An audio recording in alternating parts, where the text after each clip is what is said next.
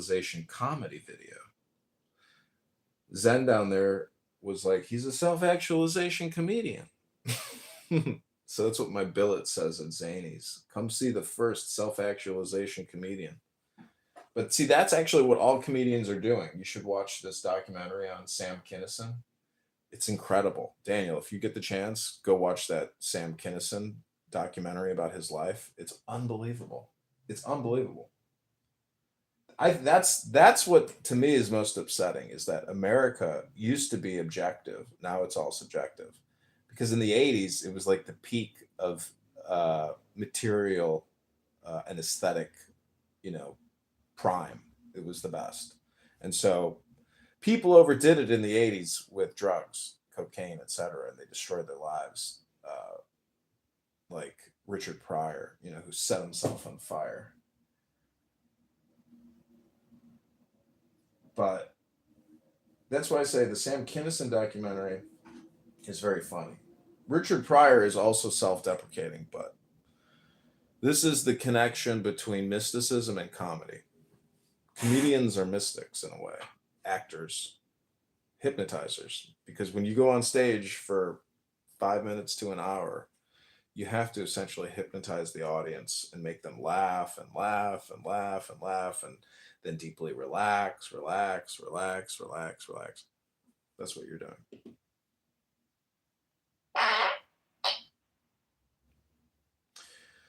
So, I would now like to submit further evidence. This is why Clown House ultimately becomes a courtroom.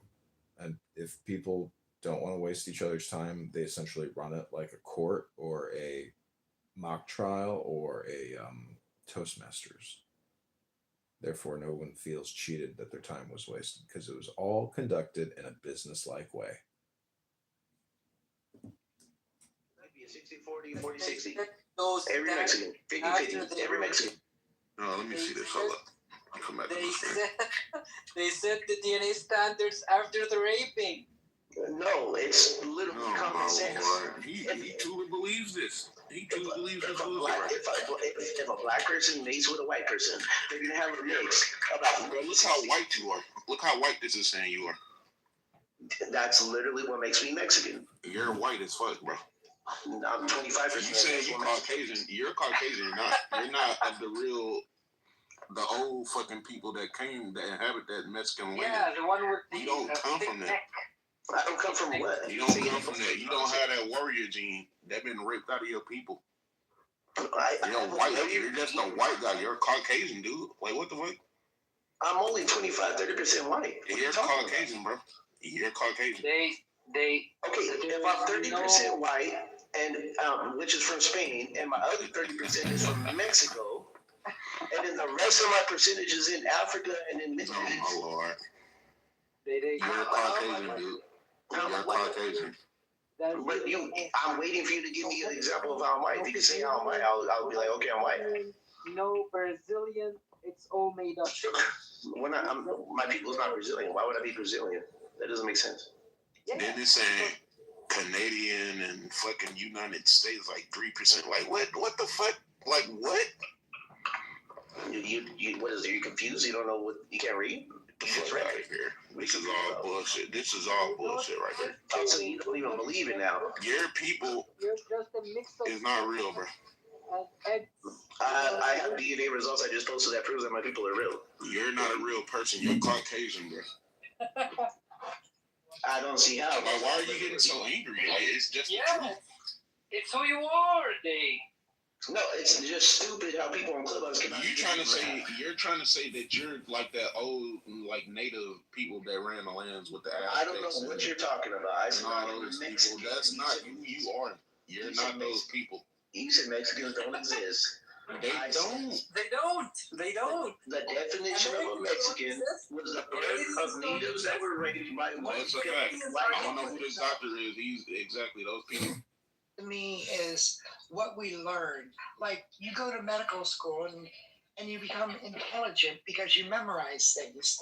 But that's not wisdom, because wisdom to me is truths that you can't learn unless you get it from within. And that's what wisdom is to me.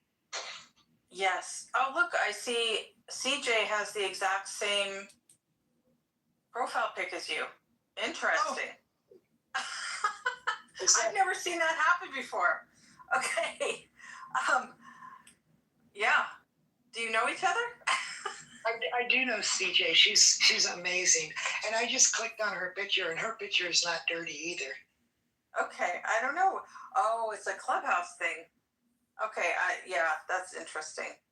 So yes, in terms of intelligence and intellect, I see intellect as something just the way you said, but then there's another thing that's vast intelligence, that is consciousness itself, of which we're all a part. And we have access to this vast intelligence through our bodies, which are these vessels, not just to be in the here and now of our physical environments and our physical abilities, but that we are a conduit for information to flow through us from this vast intelligence. So I believe that's part of wisdom as well, is making room for that to come through. And sometimes it's simply a matter of us letting go of the ways we're blocking that flow of information. For instance, when we are tense and we're trying really hard to figure something out up in our intellect, in our headspace, because we think that's all there is my singular ability to figure something out that might be really challenging. And we start to get frustrated and constricted, and we might be shallow breathing. That's when we are, without meaning to, we are in an active practice of keeping out that information that vast intelligence can bring to us if we open, if we become receptive, if we stay curious. So that is an open, receptive stance that allows information to come through. A constricted environment keeps it out. And so this is another thing that I've come to know as an unspoken truth in our culture for how life really works and how to tap into our vast human capacity, is when we learn how to stay open and receptive and let information flow to us. We don't have to be stuck in the headspace figuring it out. It's been a long time for me of learning to turn off my brain power so that I could turn on or attune to this vast intelligence. And a lot of that comes into my mind, by the way. So the mind is still very powerful. Information can flow into the mind, but in many different ways we can receive information, not just through the mind, through the body, for instance, through our heart intelligence, through our emotions. There are many ways that we receive information. One of the ways that I tend to receive it personally is it'll be a whisper of a thought in my mind that I didn't create. It came from somewhere else, and it just landed through the landscape of my physical architecture in my mind. But it wasn't an intellectual exercise. I didn't craft that myself. It just popped in. So if anybody else has had experiences like that of receiving information that is from beyond individual you, share them.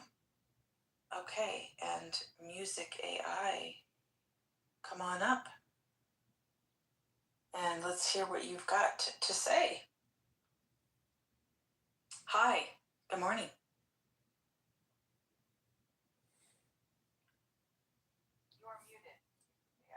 Hey, Okay. I put it in my Hi. Hey, good morning, Dr. Sharon. Great room. Really liked what you said. I feel like, when you say that, you're like speaking from the source, and it's like a transmission from it. So it's nice to hear that. And I would point you to my PTR, which I just updated. It's called the Trestle Board, and it's just like a little 10 bullet point thing. All the power that ever was or will be is here now. So it's just like a little a little meditation to read. Thank you. I love that. Where do I call you Music AI or something else? You can call me Music. Music? Okay. Where are you tuning in from today, Music? I'm tuning in from Chicago, Illinois. Chicago. Okay. Well, it's wonderful to have you here. And I think maybe I'm not sure, but from your little pink icon, that maybe you're not a member of this house. If that's true, then please go ahead and join. I'm on every Saturday starting at 8:30 a.m. Pacific Standard Time, so I think that would be 10:30 for you, if I'm not mistaken. Maybe it's 11:30. You're in Central Yeah. time zone, right? Yeah, 2 hours Yeah, ahead of so you. 10:30. Yeah. So I'm on for up to 2 hours every Saturday morning. So I'm glad to have you here, and thank you for inviting the listening to your recording. Love it. Do you have any other question, actually, that you'd like live coaching about? How do you view coaching as a business? And how do you view it from a perspective of communication? Like, what in the coaching business, like, do you spend time coaching people on communication, or is it all communication? I don't spend much time coaching anymore. Well, on a one-on-one basis, but I use that term is so diluted, isn't it? It means many different things to many people. So it was a simple way to sort of get people to understand that this is a Q&A in my room, because a lot of rooms don't run that way on Clubhouse. But this is really this space here, and this is my focus in my work, whether I'm doing public speaking, hosting a talk show, or writing. Those are primary things that I'm doing now, is to reach as many people as possible who want this information about how to tune in to our inner knowing, how to understand the way the world works in a way that really unlocks our creativity, our fulfillment, our joy, our freedom in life, and that often flies in the face of what we are taught, what we are conditioned to believe by the culture. And there's a big conversation going on where a lot of the concepts I talk about here are out in the open, and many people are talking about them, from Oprah Winfrey to Eckhart Tolle to Byron Katie. Many people, many voices, slightly different terms, talking about the same kinds of things that I do.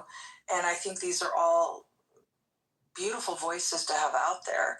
It's a matter of who calls out to you and aligns with what feels resonant from within.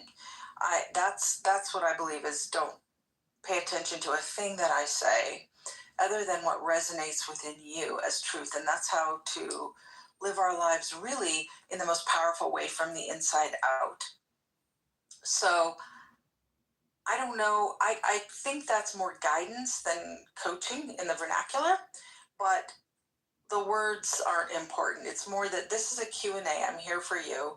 And for anybody who has a question about any situation in their life where they're seeking clarity for a path forward, my ability is to help get you there, in touch with your inner knowing, so that you can find your own answers. I give plenty of ideas, but it might be my intuition, it might be my observation, but it's really only a matter of that bumping up against your inner knowing. That's the place from which all decisions can be made with assuredness, is when we're not mistakenly tuned into our fear or our conditioned existence, or on autopilot from not thinking about it too much, just going by habit. And now some of our habits in life are fabulous and they serve us well. So now I'm talking about the habituated existence that doesn't serve us. And we don't know unless we tune in fully to the present moment and to ourselves and to our inner knowing. And so that's what this live coaching in my context means. Is that helpful to you, music? Yeah, it is. I recently was talking to a woman who has who has a coaching business, and I was, asking her about her marketing, and that term coaching to me. Um, I mean, I'm a student of hypnosis. I like hypnosis products, hypnosis communication, um, and so to me, it's. I was trying to get her to understand that her coaching business is in a way a hypnosis business. My friend's father, Dr. Gruber, we got Jordan Gruber in the house, not the same Gruber, Yes, we but do. it's called Pronunciation Workshop. And he has a very successful YouTube business, and he just says, say this word, coaching. Coaching has, and then he explains to you the technical uh, components of a word and stress on words. So it's like, to me, he's putting people in a deep state of relaxation. So, and same thing with a musician. Their audience, you're trying to hypnotize your audience to get them to listen to your music. So my suggestion to musicians is create music that is deeply relaxing, and they'll stick around, and then you can feed them an advertisement. So I was trying to get your perspective or opinion on coaching, because to me it's not a controversial word, but I think about a baseball team and the coach. Um, the coach isn't always making uh, great suggestions or pleasant suggestions. Sometimes they tell the batter to step into the pitch to get the walk. I mean, what kind of a coach is that? So I was just a joke, but Okay. Well, I like all of the things you're saying are interesting, because hypnosis is getting into a highly focused state. That's the basis of hypnosis. When anybody gets into a highly focused state and they have a suggestible personality, then they can be programmed in a way, or information can be accessed, whatever the point of the hypnosis is. And so I would say the parallel here is that a focused state is really the same as being fully present to this moment. So the doorway into our inner knowing is full presence in this moment to ourselves, to what is. And then another step is moving in acceptance with what is. So if I'm dropping resistance, then I can really be open and receptive. But I would say the doorway in is full presence. And so it's similar to me in that the doorway in for hypnosis, it isn't magic like people think. It is pure presence. It's being focused. And a talented hypnotherapist helps them bring somebody into that focused state. We all have the ability, though, to be for ourselves someone who lets the to-do list fall away, drops out of our intellect, trying to figure things out, and getting ourselves into a focused state. And there's a protocol for hypnosis, and people use different protocols for different types of hypnosis. And here, I find the easiest way, you may all have your own ways that you drop into pure presence. I find the easiest way that I know, and so I talk about it a lot here, is to just drop into the belly and focus on the breath for a few full, deep breaths. In fact, Thich Nhat Hanh, the Buddhist leader who brought Buddhism to the West, he used to talk about the mindfulness bell, and he would ring a bell. I got to go on a retreat with him once, and he would ring a bell every so often. It might be in the middle of eating or whatever you're doing or walking, and everybody had to freeze frame. This was what he taught us. Freeze frame. Whatever you're doing. Fling! Your fork stays in your hand. It doesn't come up to your mouth. You stop mid-stride, and you focus on your breath for 3 full deep breaths. And that was the mindfulness spell to bring you into the present moment. So I find it a very quick and effective way of bringing us into that focused state. So that might be a tangent from what you were talking about music in terms of having a coaching business. But it may be that people are drawn to these different methods that people are using in their different businesses to bring people into a focused state. It's a relief, I think, to many people who in our somewhat ADD infused multitasking culture, going back and forth looking at the phone all day long and being in the middle of a conversation or a work day, we now have a state of being in our culture that drives us by virtue of how tech tools have come up and just where we are right now in humanity, that we have a lot of divided attention. So it can feel incredibly soothing to our systems to give a reboot and come back